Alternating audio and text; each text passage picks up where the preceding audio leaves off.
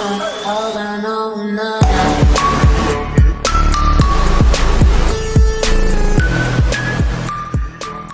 आज हम एक ऐसे बिजनेस के बारे में बात करेंगे जिसे आप बहुत ही कम इन्वेस्टमेंट में शुरू कर सकते हैं और यह बिजनेस आपको हर महीने कम से कम 1 से 4 लाख रुपए कमा के देगा।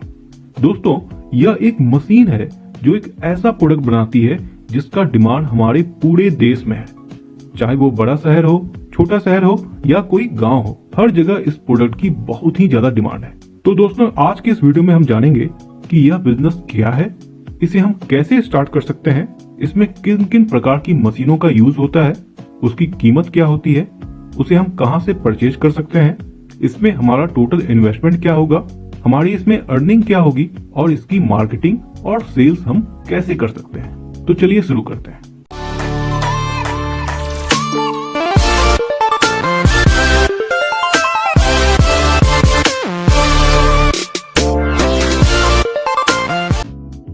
दोस्तों, आज हम नूडल्स मैन्युफैक्चरिंग बिजनेस के बारे में बात कर रहे हैं, जिसे कि हम चाउमीन भी कहते हैं।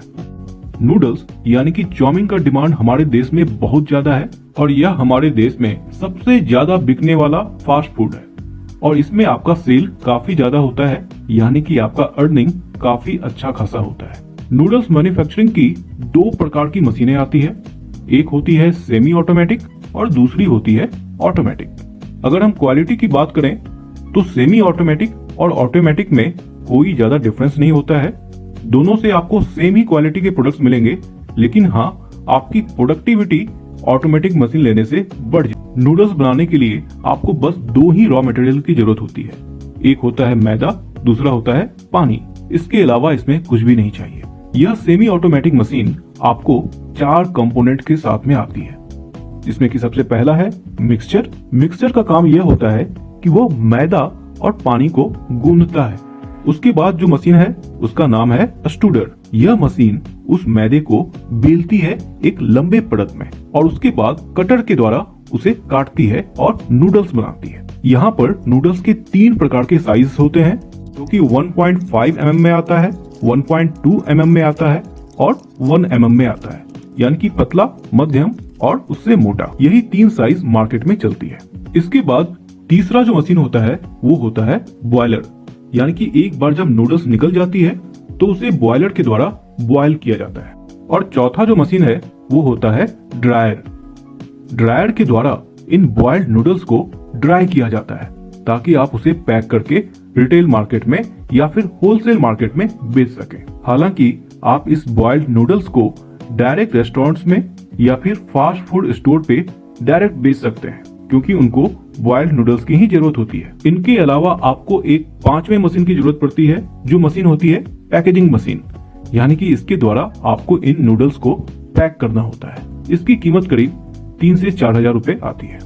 ये मशीन काफी कम बिजली खाती है, ये करीब 120 से 170 वोल्ट की होती है और आप इसे 1 फेज पे भी चला सकते हैं, यानी कि महीने में जो आपका बिजली का बिल आएगा वो करीब 4 से 6 हजार रुपए के बीच में आएगा।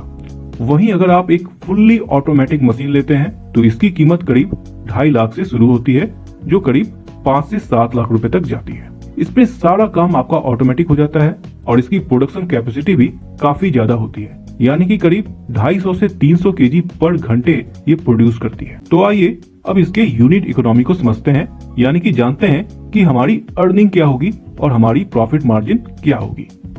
जैसा कि हम जानते हैं कि नूडल मैन्युफैक्चरिंग में जो रॉ मटेरियल होती है उसमें मुख्य रूप से मैदे का यूज होता है और दूसरा पानी का। तो मैदा जो आपको होलसेल मार्केट में मिलेगा वो करीब 20 से 25 रुपए पर केजी मिलेगा और पानी आप नॉर्मल आरओ पानी यूज कर सकते हैं। वहीं 1 केजी नूडल जो होलसेल मार्केट में बिकता है वो करीब 30 से 35 रुपए पर केजी बिकता है।